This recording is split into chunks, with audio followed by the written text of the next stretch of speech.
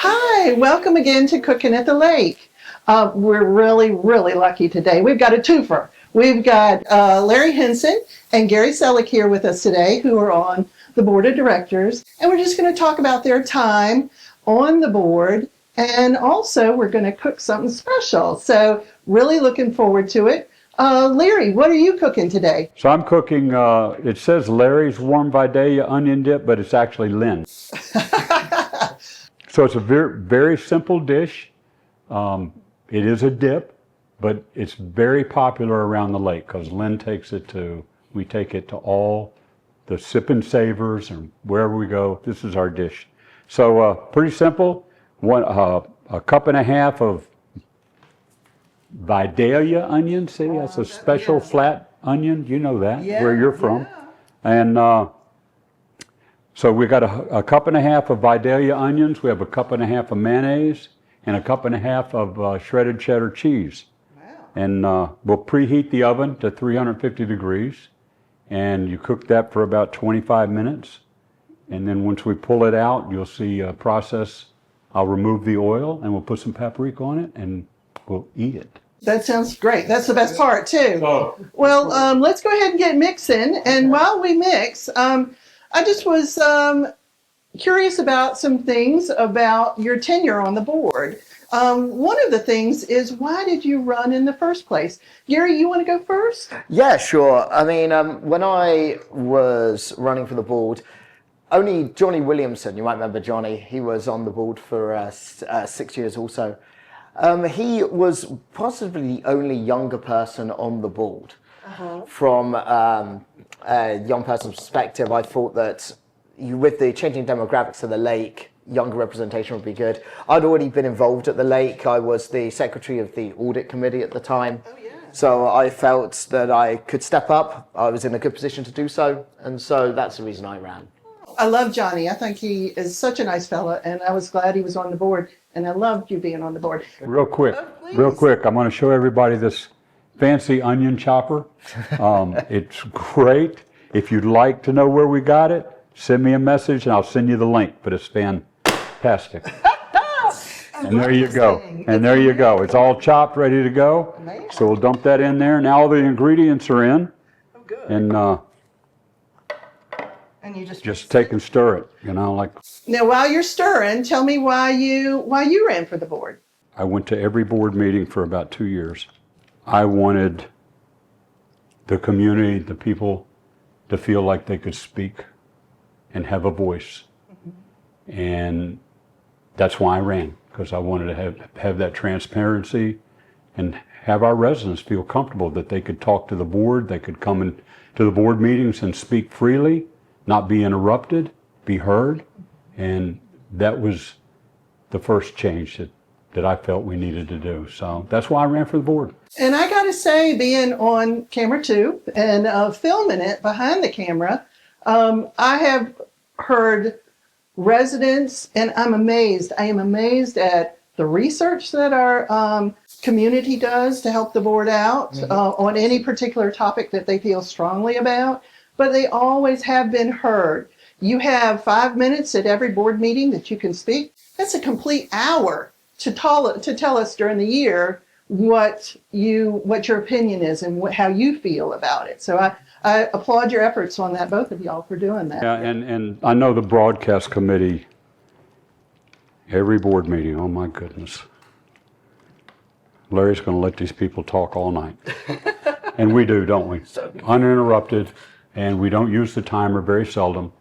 And hey, feel comfortable. You're not under pressure trying to get your point across, being timed. Yeah. So it's good. And I think another thing that me and Larry have strove to do while we've been on the board, along with the other members of the board, of course, is when there's contentious issues, things like wake surfing, things like when we were discussing the future of security at the lake, we have town halls, probably a lot more prevalently than we had previously, to give more opportunity for the lake residents to get involved, to express their opinions, but also to be informed about certain decisions that we're making. Yeah. I think it's that idea of transparency that I know me and Larry both ran on when we started, that we've tried to carry on through during our tenure on the board. And I hope that the new board does the same thing. I know they've talked a little bit more about that, and also surveys, that you can put out surveys and see how the community feels, and that's just another tool to use. So what we're doing now is we're transferring it to the baking. Okay. Now, do you have to spray it or anything like that? Or No, that doesn't stick, doesn't burn. Just put it right in the baking dish. Now, Larry, you are putting the easy in the recipe. This is an easy recipe, and I am always asking for easy. I don't always get it, but I love that. Very well received. It's very popular, and Oh, that's so good. It looks so if good it, already. we take it to the parties if I don't eat it before we go to the parties. One for Larry and one for the party. That's it. So, so think back to your early days, okay? And Larry, you can go first, okay? And tell us what it was like when you first started. What was your impression of, okay, I'm on the board now. Is it going the way you thought it would? What were some of the early challenges for you? Well, for me, it was the first time I'd ever been on a board, and I was elected secretary. So right out of the bat, I'm an officer, and I had not a clue what I was doing. So I was a little, worried about that. But had some good people. Ex-board member Bing Spittler helped me out. He was the secretary for years, and I don't know if you guys remember, but Lauren Marshall. Mm-hmm. She was very instrumental in helping me my first year and my second year. Understanding, I think the biggest challenge for me was our financial records, or our P&L. Like where you were financially as a lake. But how it was tracked. It was kind of very confusing, but fortunately, we had Jay Hinkle and our treasurer, Mike Harrison. Yep. And they gave Gary and I a class on how to, read that. Because of the people that were on the board, and Gary was there, Jay Hinkle and Judy, and it made it very easy to talk to one another. What about you, Gary? I'm going to go a little bit further back to when I was running for the board for the first time. I remember that. I was a big supporter. Yes. Popsicles. Yes, and you brought your van out, and I really very much appreciate it. But I always remember I'd go to these big events, and I was getting my signatures, and I was told by previous board members, the 150, you want to go way over that. So I think I went for like 300, 400 signatures because I wanted to make sure I had enough to qualify for the ballot, right? So I went to everything. Like if they were doing pinochle, or they were doing poker, or they were doing a ball games night over at Ashlawn, I'd go there. But every time I went to one of these big events, like newcomers, I would get out there and I'd be talking to the people as they were coming in, and the accent helps, people love it, they get drawn in, and then I'm like, I'm Gary, I'm running for the board. And then this guy carried on popping up behind me, getting signatures. And I was like, who is this guy? And it was Mr. Larry Henson. So we're at newcomers.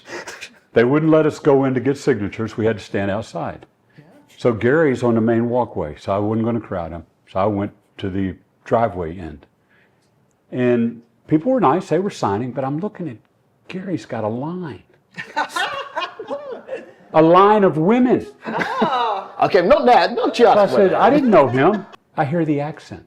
So I went up right behind him. Smart. And I got as many signatures as he did, because wherever I went, he was there.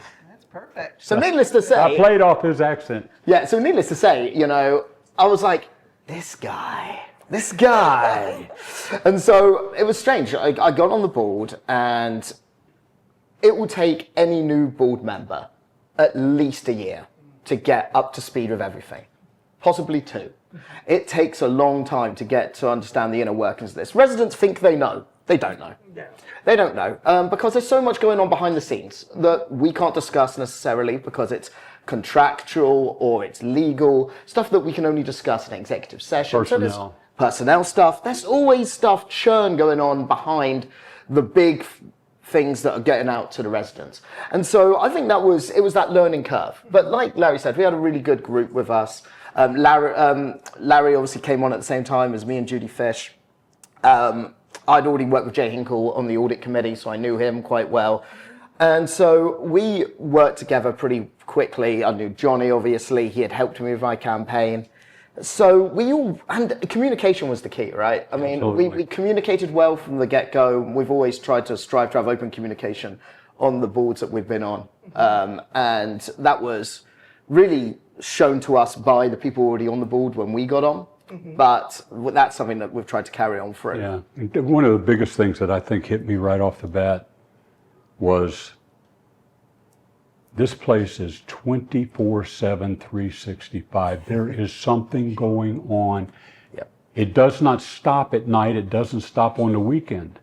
And that's our staff is on call 24/7. And they're there. You think about the snowstorms and the ice storms and all the heavy rains when we had to open the spillway. We had a full staff on, working all day and all night long. So it's always something happening. So that's what kind of surprised me. I never really thought of it that way. Well, to your point, full disclosure, I'm the one that kicked y'all out of newcomers, because at the time I was president of newcomers, and it's against the rules to be in there. So I had to bring out my strong arm and say, you can be here, but you have to be outside. So sorry about that, guys, but it seemed to not hurt you one little bit. So I'm glad about that. Following the rules, you know what I mean? Okay, so we got it all mixed. It's in the dish. And what we're going to do is we're going to preheat. The oven's already preheated at 350. We'll put it in the oven. We'll let it cook for 25 minutes, and then we I'll show you how to remove the oil that has cooked out of the mayonnaise and the cheese. And that's why you don't need any cooking oil. Its own oil already in. So now, when you did the dishes, did the ingredients. The only thing that was special or a particular ingredient was the onion. It has to be a Vidalia onion. Vidalia. And doesn't taste the same with a regular yellow onion, I'm telling you. But any kind of shredded cheese, well, we used mild shredded cheddar, so. Okay. But I guess you could use sharp. Yeah, a little more zing. And what's nice about the mixture is it calls for 1.5 cups of each one, but you can increase that if you want a larger size, or you can decrease it because the ratio is all the same. Can you make this ahead of time, or does it refrigerate well and then you can reheat it? Yes, you can refrigerate it and you can heat it up right before you go to your function or whatever. Or if you're having it at your house, you make it, put it in the refrigerator, and then go get beautiful, and then exactly. And then but we'll bake it for 25 minutes. Okay, that sounds great. Let's try that. We'll go ahead and slide it in the oven over here, which has already been preheated at 350. And we'll set it timer for 25 minutes. Okay, the magic starts. So Larry, it's almost done, isn't it? Let me get some pot holders out of here because it is hot. Well, you want to be careful.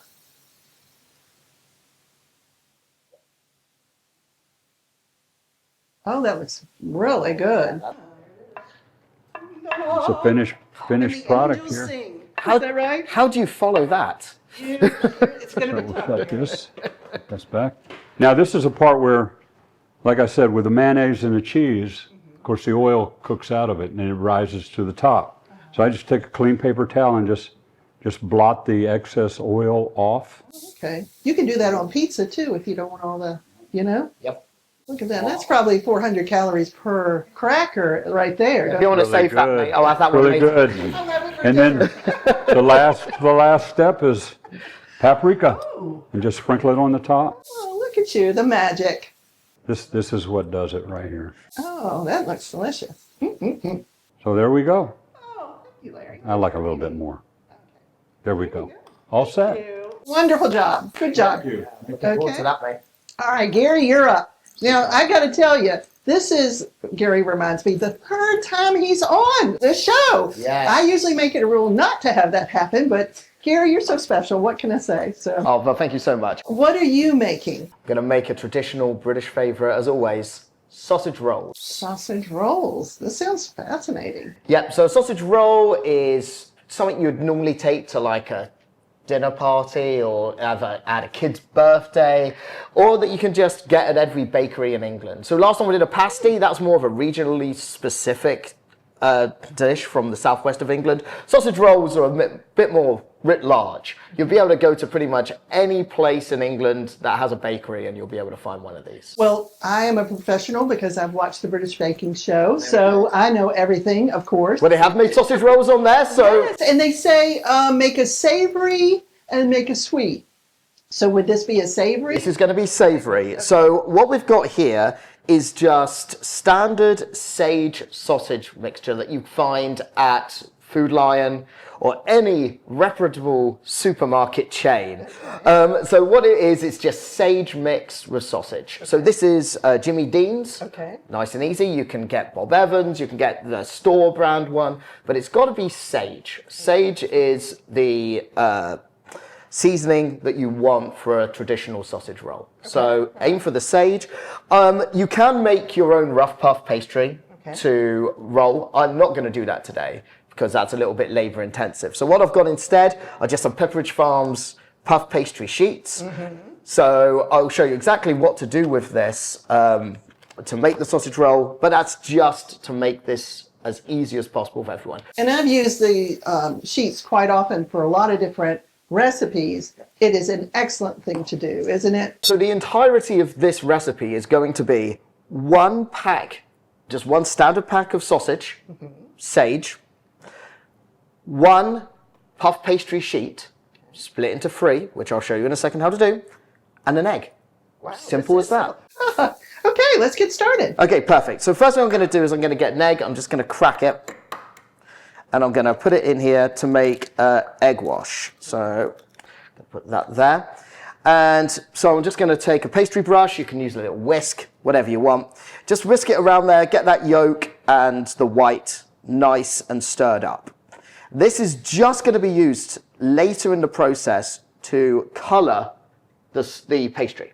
So the puff pastry sheet, luckily, the good people at Pepperidge Farms, when I open this, you will see the puff pastry sheet itself comes out in 3 separate sections when I unfold this. They know what they're doing, don't they? They certainly do. It's like they've done this for a while.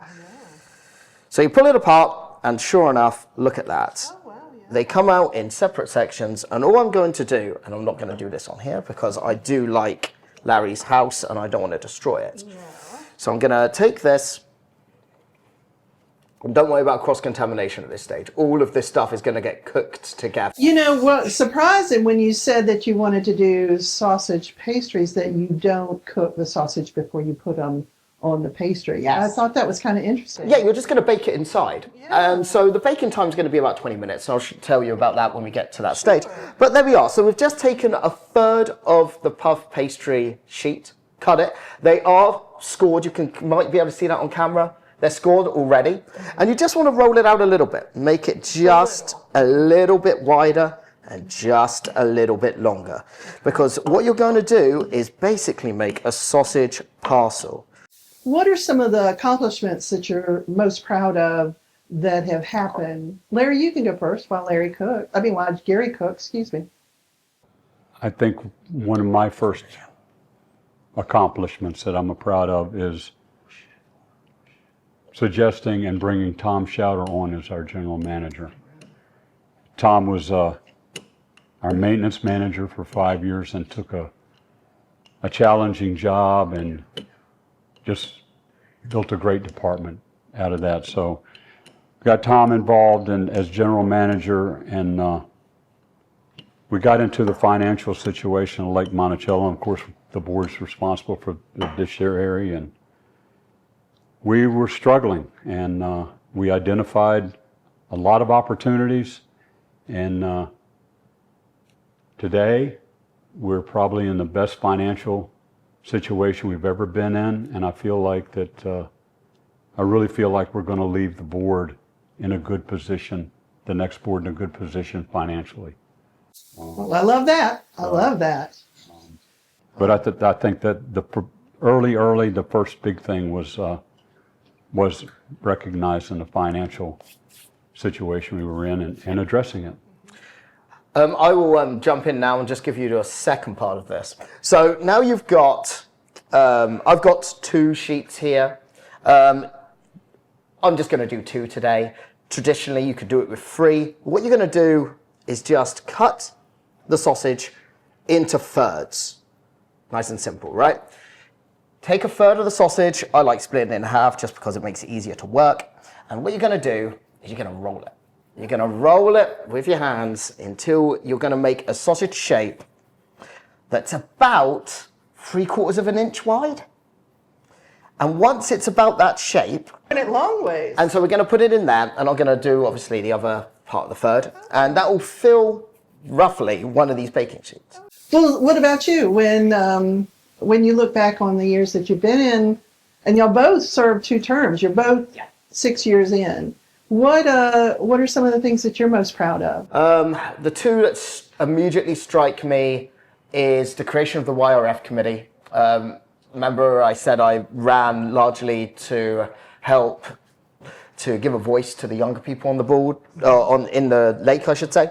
And so because of that, I really did feel that it was very, very important to create a committee that was geared towards the families. So rising demographic, and they've done a fantastic job. That was one of my first achievements, and it's still running. So, longevity of achievement I think is important, and that's one for me. Well, I want to jump in on that because at the residents of the lake are changing. There's younger families moving in. There's younger people moving in. Like 41% of the lake now is under 42, I believe. I think the average age is 42 now. So that's wonderful because they need a voice as well, And I've loved seeing younger people on the board too, because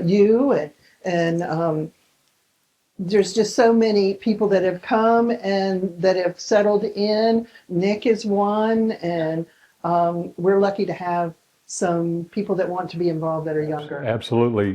There's been comments made in the past by people sitting out in the crowd that all this board is just a bunch of old gray-haired men. Oh, do you remember when they did that with the wakeboard? The woman came and they all were like, excuse me, mate, I'm not that old. But if you think about it, and I just thought about this the other day, 4 people on our board are under 40 years old. Yeah. Gary, Jenny, Nick, and Kate.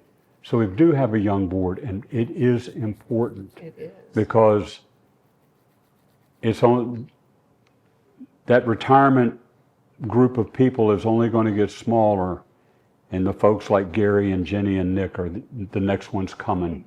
And I'm so pleased that they're involved, and the more people or the more folks of that age get involved and understand what the lake is all about, and just keep the traditions going. Yes, Exactly.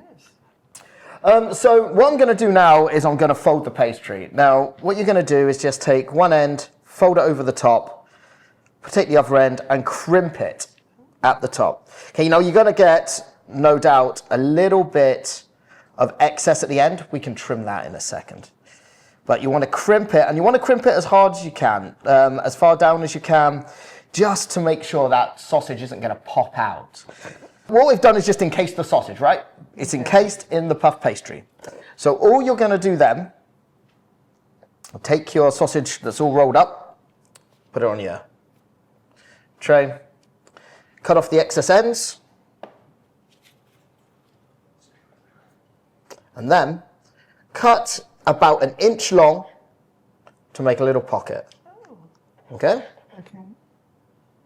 And those little pockets are going to be placed on a baking tray, like so.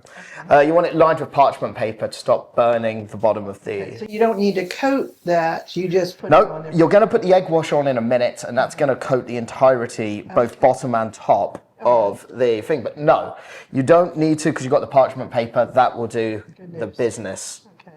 And you're putting them about half an inch apart? Yeah, because the puff pastry will expand, and so you want it far enough apart that there is going to be a degree of expansion. So leave a space of about half an inch. Okay. So cut 1 inch long, half an inch gap, and so you can get about 30 of these. It doesn't seem like it would be that many, but I'm glad it is. So you can make one batch and feed, 15 people, 2 pieces. Now these are what we would call cocktail sausage rolls. Okay. So they're smaller. These would be for your finger foods at a cocktail party. That's cocktail sausage rolls. If you go to a bakery, you're going to get bigger ones, longer ones. Maybe 6 inches long. Okay. So yeah, there's different kinds, but they're all traditionally made the same way. It'll be puff pastry, sage and sausage, and that's it. That's wonderful. Maybe you could Americanize it and just use Jimmy Dean sausage links.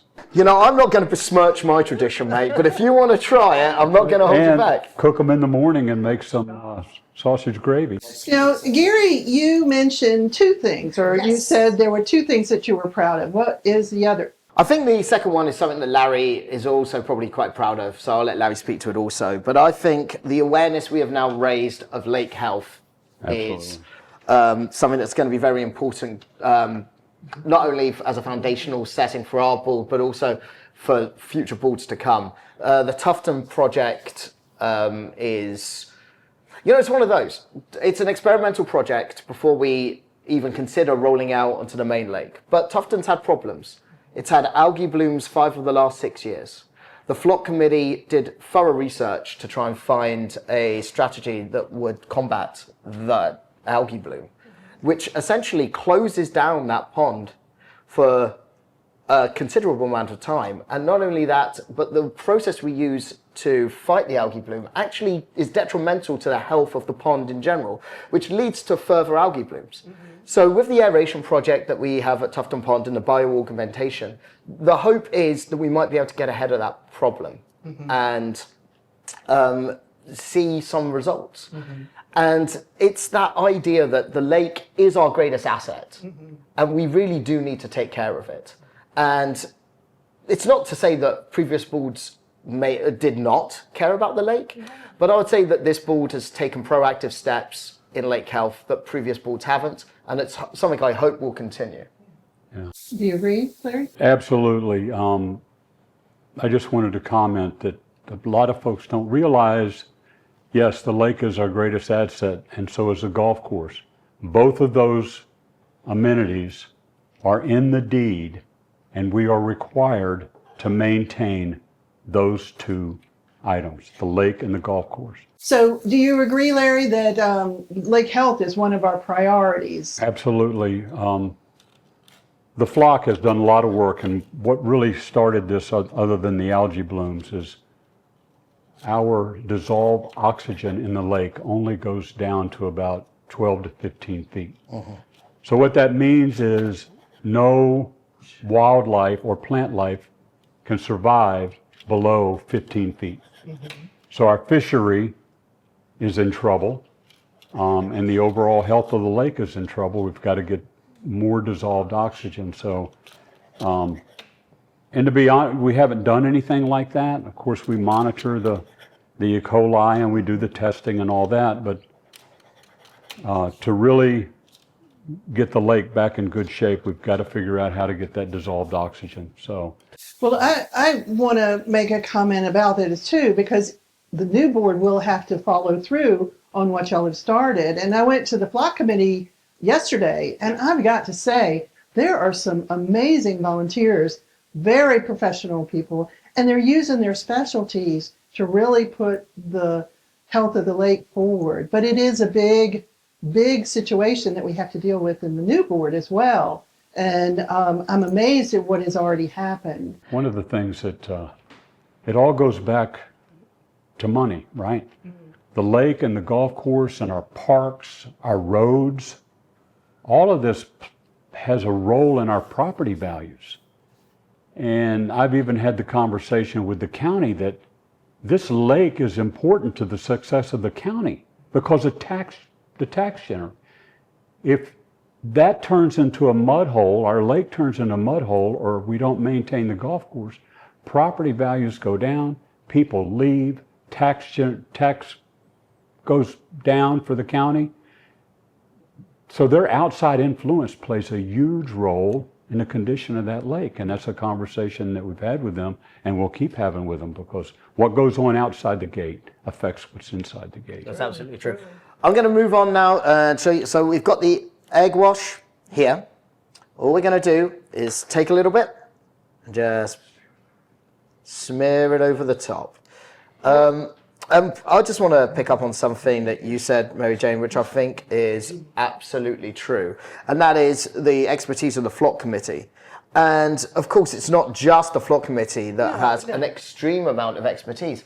And the other committees we have, including the broadcast committee, these fine folks who are filming right before us now, bring a level of professionalism to the committees here at the Lake that make our job so much easier. I mean, we might be the face of LMOA from a governance perspective outside of the GM is the board. But we stand on the shoulders of fantastic individuals in every single one of our committees who not only volunteer their time, but also bring expertise to those positions. So without them, we could not do the job that we do. So just getting on record one more time, thank you everyone who has volunteered, is going to volunteer, or has previously volunteered for a committee, because you guys have done a wonderful job, and thank you for everyone who's done that in the 6 years me and Larry have been on the board. Absolutely. Gary and I lean on the committee so much, and you'll find that out, just how knowledgeable our volunteers are. And we couldn't have done it without them. There's just no way. They're so committed, you know, and all of them really are spending their time because they care. And they care in different ways. The wildlife committee does things that are interesting to them and that are important to the lake. The a safety committee, things are very important to those folks, you know, and they take their responsibility so seriously. And we are lucky, very lucky, to have people that want to do that. Extremely lucky. Exactly. You're absolutely correct. Okay, so what we've done is we've preheated the oven to 400 degrees. What we're going to do is we're going to put them into the middle rack for 13 minutes. After 13 minutes, you're going to take them out, rotate the pan, put them in for an additional 7 minutes, and we should be set. Okay, so it's been 20 minutes. 13 minutes, I switched the pan around. So I'm going to get them out. Hopefully they're not terrible. Let's see. I went the wrong way. Let's stop. Let's do that again. Gary, those look delicious. Okay, Yeah. so what's the next step? Okay, so what we're going to do, wait for them to cool, obviously. But once they're cooled, what you're going to do is you're just going to tong them, put them on, plate them on whatever plate you want, put them in a Tupperware dish, take them to a party, do whatever you want with them. Now, they are perfectly fine to eat by themselves. I mean, I personally prefer a sausage roll by themselves. You can, of course, use mustard. Don't use any of that French's rubbish. I'm talking true Dijon or English mustard. Dijon. Or, if you're that way inclined, you can always use ketchup. Oh, but no, a lot of people love ketchup. While you're doing that, I wanted to say that I've seen y'all struggle with some of the decisions that you make. And myself included, with some residents, don't agree with every decision that the board makes. I mean, that's human nature.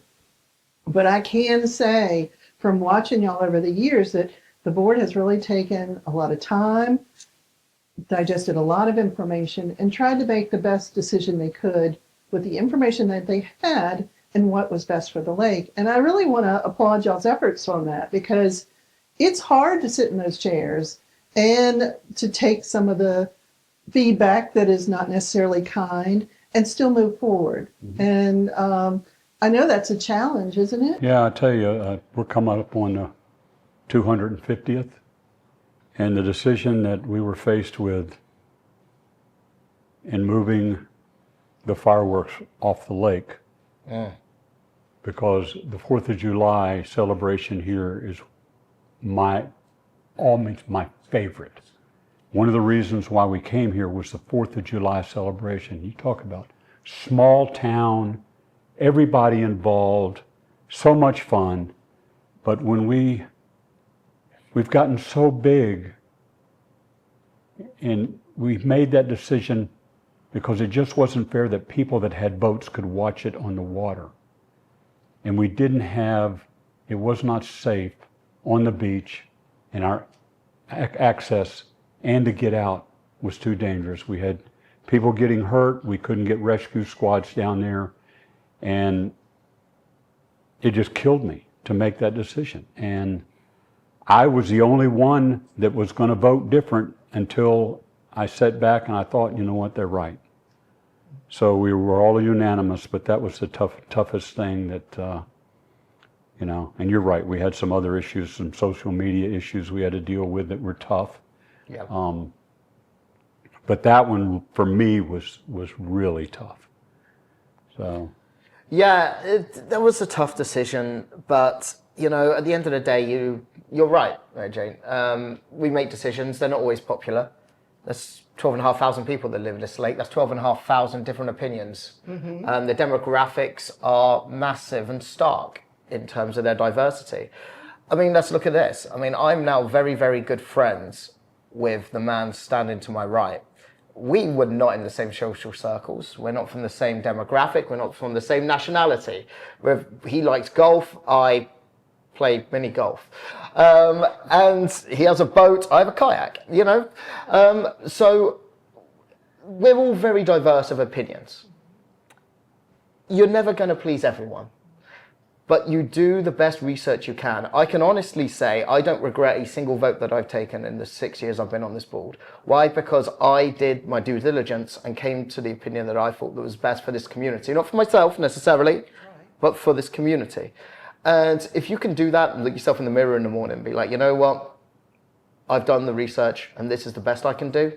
I think that's all you can ask from your elected representatives. Mm-hmm. And on that part, yeah, there are tough decisions, but if you make them for the right reasons, that's what you got to do. I'd like to follow up on what Gary said, that if I could give anybody an advice that's going on to the board, is you need to leave your personal beliefs, political, religion, and remember what he said. You're representing 12,000 people, all different.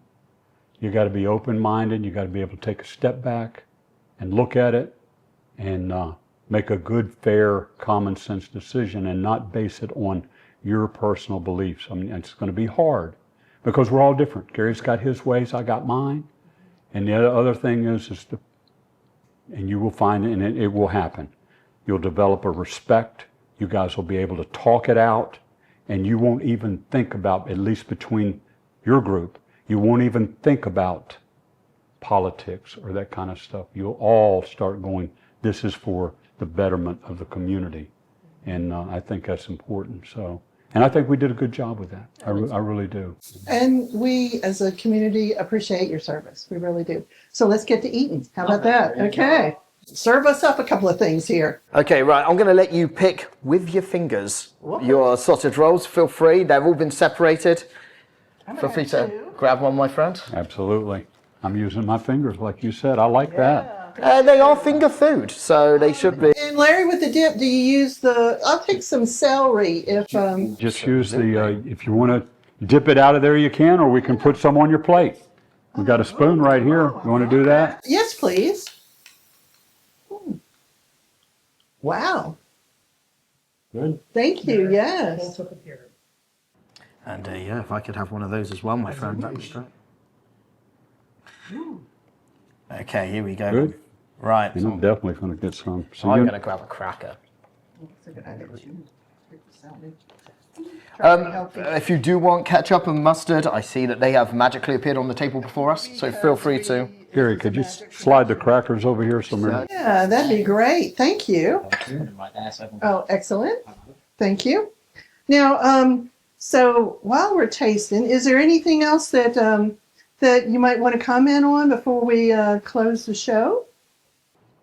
I'd just like to comment on, we talked about all the wonderful volunteers here in the lake, all our committees and everything. There's two groups that play a large role in our community. The Lake Monticello Community Foundation is a wonderful group of people that work very hard. They went to work and got us our playground, handicap playground. And the other group that probably is my highlight of my year every year is to present our volunteer fire department and rescue squad, the check from the residents that we donate every year for them. So those two groups have really been good to Lake Monticello. So The fire department is amazing. They really, it's made up of volunteers. I know y'all know that, but it really does amazing work within the lake, that's for sure. So, Gary, is there any other highlights that? I just want to finish by saying thank you. 6 years on the board, I want to thank my family for putting up with the time that I've been away, but also I want to thank everyone I've worked with, both on the board and staff, the other volunteers from the committees, those outside in the community and the organisations that Larry mentioned, and so many others. I just want to say thank you so much for all your support. I couldn't have done 6 years on this board without all your help, and I definitely wouldn't have been able to make as many decisions, hopefully good ones, as I've made without your assistance. And I just want to say thank you to the man on my right. Not only is he allowing me to use his kitchen now to make sausage rolls, a fine English dish just before July 4th. I've been vice president for 4 years, and I definitely could not have been in that role if it wasn't for the steadfast leadership of the man on my right. He's listened to me when I've had critiques. He's led us very well, I believe. And I've gone from basically despising the man for stealing my signatures 6 years ago to becoming close friends with him. In fact, we're going on a road trip together to Arkansas in the fall to watch South Carolina play the Razorbacks. that's right. And I mean, we're going to win, so I don't feel bad about taking him to see him. Yeah. But I just want to say it's been an absolute honour and privilege, mate. And again, thank you to everyone else who's supported me along the way. Without sounding sappy, all the people that he mentioned, I also thank, especially Lynn. Lynn was my Facebook person. I got off of it. It was rough, but she would say, you need to read this one. And as far as the guy on the left, I don't want to get sappy. I'll get choked up. Gary is unbelievable. He is so intelligent, quick-witted, yes, knows policy and procedure better than anybody. And I could not have done it without the other six, but I leaned on him so hard because he's just brilliant. We're great together, and we feed off of each other, and I'm going to miss him. I can't wait until November. Yeah. We're going to tear Arkansas up. But anyhow, thank you all. Thank this broadcast committee. Gary, thank you. I love you, man. Well, thank y'all, and delicious dishes. Whenever you're at an event and you're bringing the dish, let me know, because they're delicious. But really, so appreciate y'all taking the time, and thank you for your service. How about that? So, Thank you. if you have a simple recipe that you'd like to share, if you would email me at maryjanewarner2501@gmail.com, I would love to have you represented your recipe and come on Cooking at the Lake. So until the next time, thank you so much. Cheers. And Thank you, Mary Jane. thank you.